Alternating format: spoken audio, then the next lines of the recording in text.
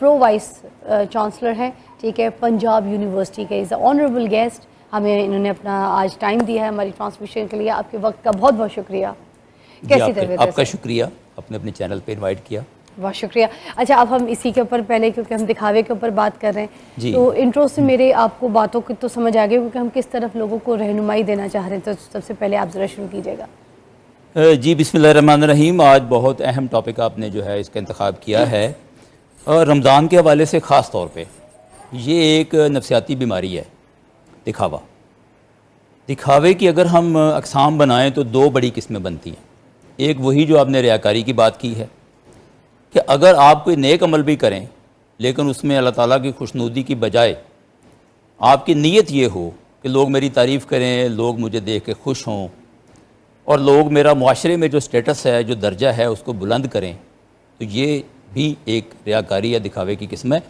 دوسری قسم یہ ہے کہ اگر آپ اپنی ایک ایسی صلاحیت جو آپ کے اندر کم ہے اس کو بڑھا کے پیش کریں، یا ایسی صلاحیت جو آپ کے اندر نہیں ہے اس کو آپ بیان کریں، تو یہ دکھاوا بھی ہے اور یہ جھوٹ بھی ہے.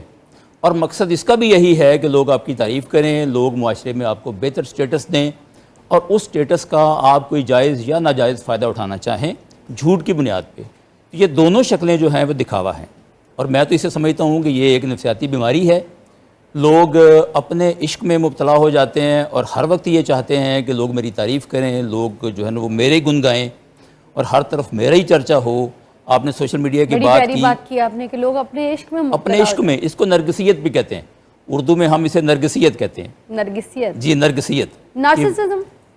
ہاں کہ نارسسزم، بالکل انگریزی میں نارسسزم کہتے ہیں، اردو میں نرگسیت کہتے ہیں. اور اس کا مقصد ہی یہی ہوتا ہے کہ میں اپنے عشق میں مبتلا ہوں اور ہر وقت میں اسی تگ و دو میں لگا ہوا ہوں کہ لوگ میری تعریف کریں، لوگ میرے بارے میں سوچیں، اور آپ کا بھائی ایسا ہے، آپ کا بھائی ویسا ہے، آپ کے بھائی نے یہ کر دیا، آپ کے بھائی نے وہ کر دیا، آپ کا بھائی بڑا سخی ہے، آپ کا بھائی بڑا بہادر ہے، اور فلاں جگہ میں نے یہ رول پلے کیا، فلاں جگہ یہ کیا.